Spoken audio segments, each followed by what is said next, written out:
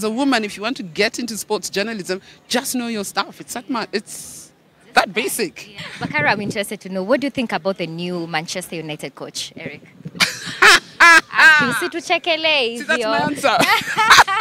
No. Hi guys, I'm hanging out with Caro Radull, and you know we are here at the World Cup Trophy Tour, and why not? I mean, we have to speak to Caro. Hi, Caro. Hello, my dear. How you doing? Great. My World Cup trophy to be is in town. Is in town for sure. I saw you in a dress yesterday.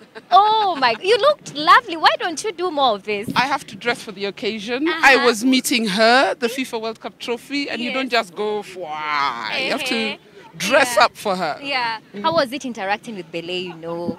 With the trophy? Yes, yes, the trophy, okay. After I took my photo, by the way, I took photos with it 4 years ago. It doesn't matter. When I took photos again,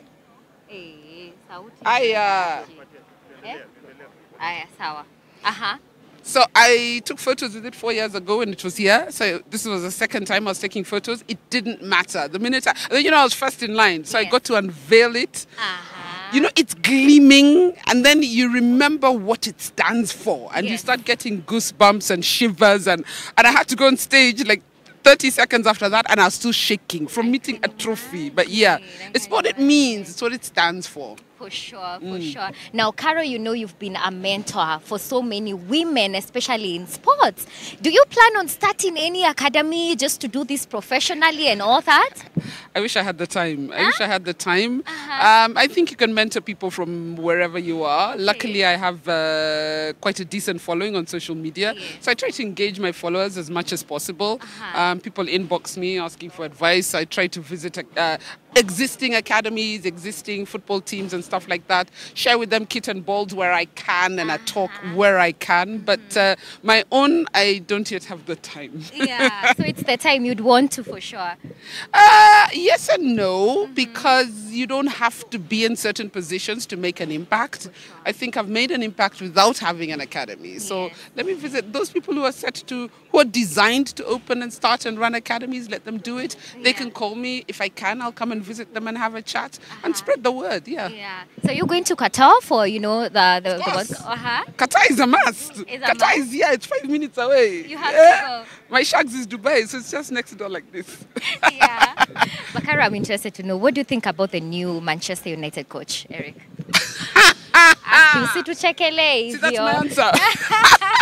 No. Let's give him time. If he's given the support from the owners, because it's the owners who've been messing up this club, not the coaches. They've had good coaches all along. So if he's allowed to do what he wants to do, get rid of the players he wants to get rid of, bring in the players he wants to bring in, then I don't see why Manchester United can't go back to its glory days. Just allow the coach to work. And unfortunately, many EPL clubs, they never allow the coaches to work. They come in, they tell you who to buy, they don't give you the money you need, they don't give you the support you need. So I don't...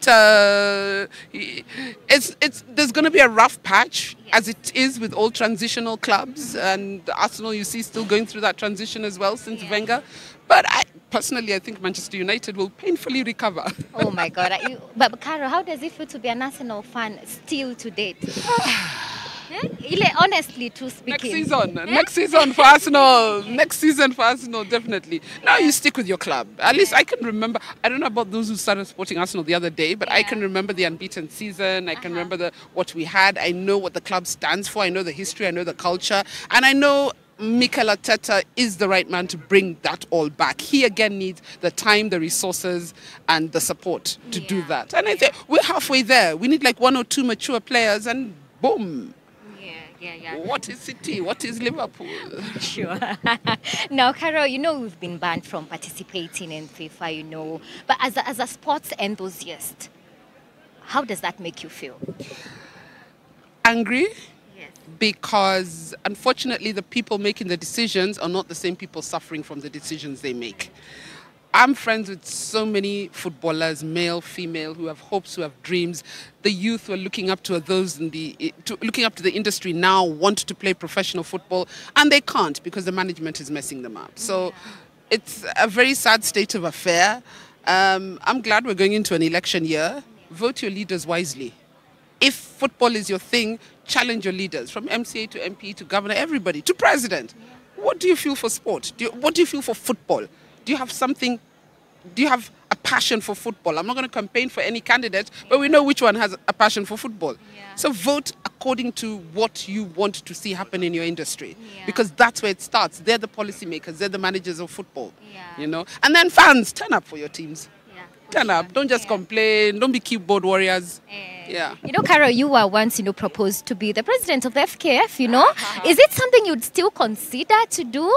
Don't say still. I've never considered and will never consider becoming the FKF president. Why?